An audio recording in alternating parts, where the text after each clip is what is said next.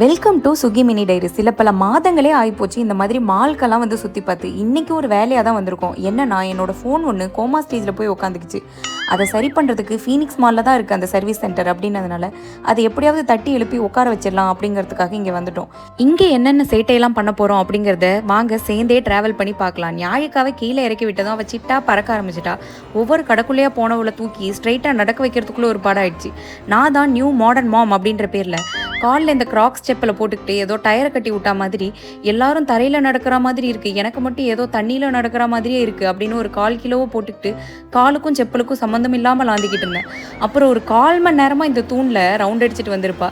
அவளுக்கு இந்த ஒரு தூண் போதும் விளையாடுறதுக்கு அப்படிங்கிறத காட்டிக்கிட்டு இருந்தா. நீங்களே பாருங்கள்.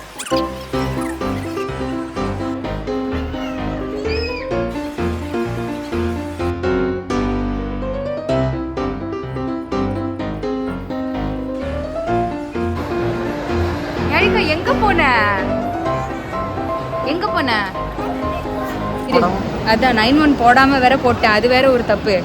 அதுக்கப்புறமா அவர்கிட்ட வந்துட்டு ஆனால் இதாயிடுச்சுன்ட்டு ஒரு ஸ்டேஜில் கரெக்டாக போட்டுட்டு ஓப்பன் ஆயிடுச்சு. ஓப்பன் அதுக்கப்புறம் அவர்கிட்ட சொல்கிறேன், ஆனால் நான் எதுவும் ஆயிடுச்சு அப்படின்றேன். இல்லை உங்கள் ஃபோன் ஓப்பன் ஆயிடுச்சு, அதான் அப்படி இருக்கு.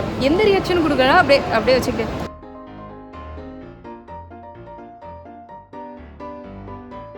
ஒரு பயந்துட்டா.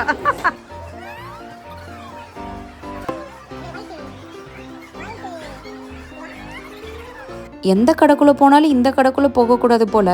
ஞாயிக்கா சாலிடாக ஒரு 2 hours இந்த கடைக்குள்ளேயே இருந்திருப்பா. ஒவ்வொரு பொம்மையாக எடுத்து அதுக்கு தாலாட்டெலாம் வேற பாடிக்கிட்டு இருந்தா.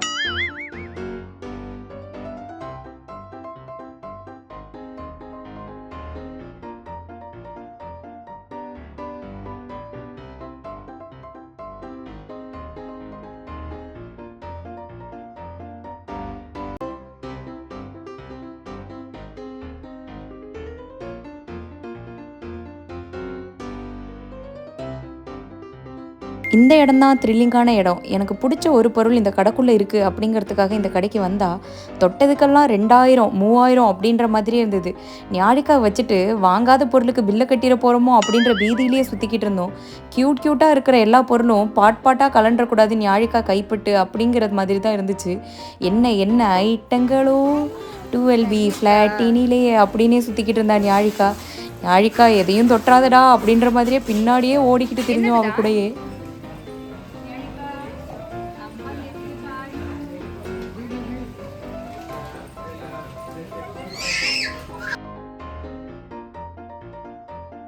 ஒரு வழியாக இந்த கடையிலேருந்து கிளம்பி அடுத்த கடைக்கு போக போகிறோம். அங்கே எதையாவது இழுத்து போடலாம் அப்படிங்கிறதுக்காக. ஞாயிக்காக தான் குட்டி ஃப்ராக்கெல்லாம் பார்க்கலாம் அப்படிங்கிறதுக்காக வந்தோம். ஆனால் பெரியவங்களுக்கு தான் இருந்தது இந்த கடையில். அதனால் 1-2 ட்ரெஸ் எல்லாம் மட்டும் வாங்கிட்டு அங்கேருந்து கிளம்பிட்டோம். அங்கேயுமே ஒரே விளையாட்டு தான்.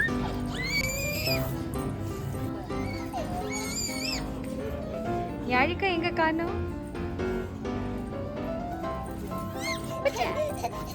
அப்புறம் மால்குள்ளேயே செஸ் காம்படிஷன்ஸ் எல்லாம் நடந்துகிட்டே இருந்தது. நிறைய செஸ் பிளேயர்ஸ் எல்லாம் இருந்தாங்க.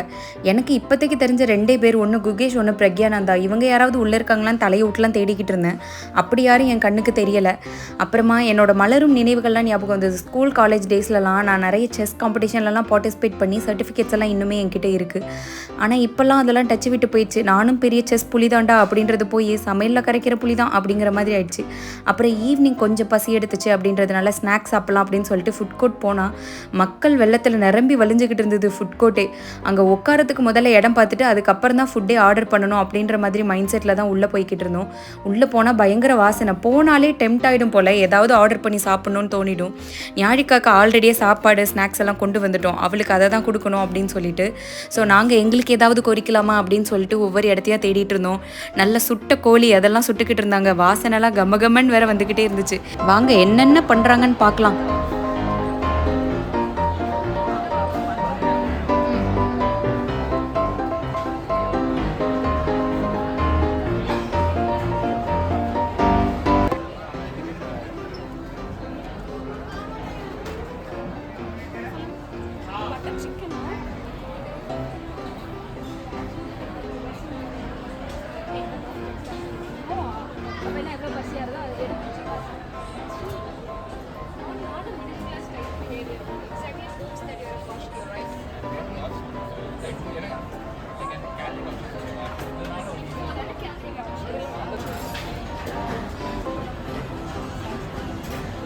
அது நல்ல ஒரு பக்காவான ஈவினிங் டைம். ஆனால் சாப்பாடெல்லாம் ஆர்டர் பண்ணி எல்லோரும் சாப்பிட்டுட்டு இருந்தாங்க. எங்கள் 2 பேருக்கும் அதில் விருப்பம் இல்லை.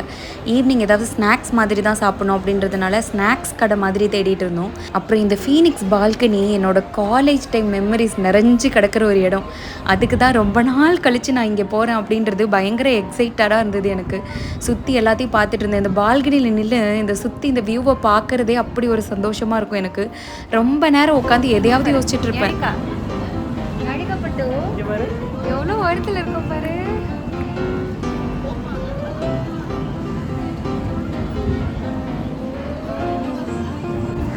எவ்வளோ நாள் ஆச்சுல இந்த பால்கனிக்கு வந்து ஃபீனிக்ஸ்க்கு வந்து எவ்வளோ நாள் ஆச்சு. முதல்ல அவுட்டிங்னு ஒன்று போயே பல வருஷம் ஆன மாதிரி இருக்கு.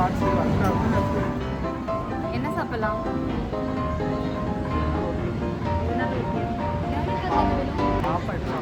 ஞாயிற்றுக்கு பால் சோறு கொண்டு வந்தாச்சு.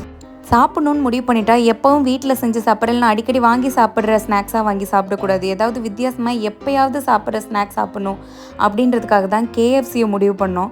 கேஎஃப்சியில் ஒரு சின்ன காம்போவாக வாங்கி 2 பேரும் ஷேர் பண்ணிக்கலாம் அப்படின்றதுக்காக ஒரே ஒரு காம்போ மட்டும் வாங்கி ஈவினிங் ஸ்நாக்ஸை சாப்பிட்லாம் அப்படின்னு சொல்லிட்டு இந்த பர்கரு, கொஞ்சம் ஃப்ரைஸு, அப்புறம் வந்து சிக்கன் விங்ஸு இதெல்லாம் வாங்கி சாப்பிட்லாம் அப்படின்ட்டு வாங்கினோம். ஒன்ஸ் இன் அ ஒயில், எப்பயும் சாப்பிடக்கூடாது அப்படின்றதுக்காக. எங்கள் அம்மா இதை பார்த்துட்டு ஓடி வந்துடுவாங்க, இதெல்லாம் சாப்பிடக்கூடாதுல்ல அப்படின்ட்டு. எப்பயாச்சும் தான் சாப்பிட்றோம். அது மாதிரி ஞாயிற்றுக்காக்கு இதெல்லாம் பெருசாக கொடுக்க போகிறதே இல்லை. அவள் ஒரே ஒரு ஃப்ரெஞ்ச் ஃப்ரைஸ் மட்டும் கையில் வச்சுட்டு ரொம்ப நேரமாக சுற்றிட்டு இருந்தா. அவளுக்கு பால் சோறு தான் ஊட்டிகிட்டு இருந்தேன் நான். அச்சோ, இந்த காலேஜ் டைமில் நான் இந்த கேஎஃப்சி சிக்கனுக்கு ஒரு பெரிய ஃபேனு. கேஎஃப்சி சிக்கன் அப்படின்னு காதில் விழுந்தாலே மண்டை முடியெல்லாம் நட்டுட்டு நிற்கிற அளவுக்கு எனக்கு பிடிக்கும். அடிக்கடி சாப்பிட்ணுன்னு நினைப்பேன். ஆனால் அந்த டைமில் எனக்கு எதர்ச்சியாகவே அமைஞ்சிடும் சாப்பிடாத மாதிரி. இப்போ ரொம்ப ஹெல்த் கான்ஷியஸ் ஆகி சாப்பிடக்கூடாது, ரொம்ப ரேராக தான் சாப்பிட்ணும் அப்படின்ற மாதிரிலாம் சாப்பிட்டுட்டு உட்காந்துருக்கோம். ஆனால் எனக்கு ரொம்ப ரொம்ப பிடிச்ச ஸ்நாக் அப்படின்னா இந்த கேஎஃப்சி தான். வேறு இங்கே கீழே பாப்பாய்ஸ் இருக்குது, சப்வே இருக்குது, டாமினோஸ் இருக்குது, அப்படி நிறைய இருக்குது ஜங்க் ஃபுட்ஸ் எல்லாம் கிடைக்கிற இடம். ஆனால் எனக்கு என்னவோ கேஎஃப்சி தான் பிடிக்கும். ரொம்ப ரேராக சாப்பிட்டுக்கலாம். நான் ஒன்றும் இதுக்கு ஆடு ப்ரொமோஷன்ஸ்லாம் கொடுக்கல. எனக்கு ரொம்ப பிடிக்கும் பர்சனலாக அப்படின்றத தான் சொல்லிக்கிட்டு இருந்தேன். அப்புறம் ஞாயிற்று கையிலேருந்து ஒரே ஒரு ஃப்ரெஞ்ச் ஃப்ரைஸையும் எனக்கு ஊட்ட ஆரம்பிச்சிட்டா. ஏன்னா பாசம் ஒன்றும் கிடையாது, அவளுக்கு இன்னும் கடவாப்பல்லே முளைக்கலை அப்படிங்கிறதுனால அவளுக்கு மென்று பார்த்துட்டு அதை சவைக்க முடியல, முழுங்க முடியல அப்படின்னு சொல்லிட்டு நம்ம வாயில் அவ்வளோத்தையும் ஊட்டி விட்டுருவா. பார்க்கறதுக்கு சுற்றி இருக்கிறவங்களாம் இந்த குழந்தைக்கு என்ன பாசம் அவங்க அம்மா மேலே அப்படின்னு தோணும். ஆனால் அவளுக்கு மெல்ல முடியல அப்படிங்கிறது தான் உண்மை.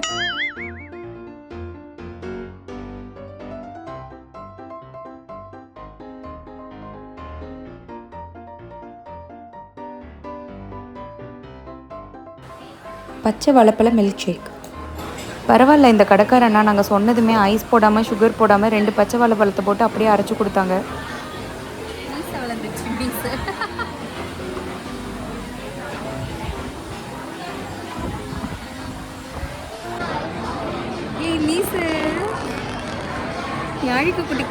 அப்பாட ஒரு வழியாக ஈவினிங் ஸ்நாக்ஸ் எல்லாம் சாப்பிட்டு முடிச்சாச்சு. இனிமேல் வீட்டுக்கு ஓட வேண்டியதான் அப்படின்னு பார்த்தா கரெக்டாக இறங்குற இடத்துல கொண்டு போய் இந்த ஃபன் சிட்டியை தூக்கி வச்சிருக்காங்க. ஞாயிற்றுக்கு இந்த குதிரையை பார்த்ததும் இதில் ஏறி உட்காருவேன்னு ஒரே ஆடம்.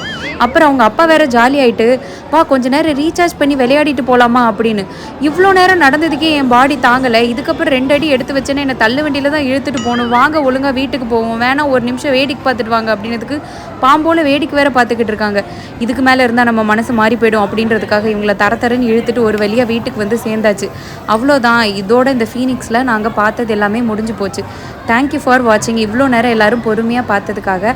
அடுத்தடுத்த கதைகளோட அடுத்தடுத்த வீடியோவில் பார்க்கலாம். Until then, bye from Suki mini diaries.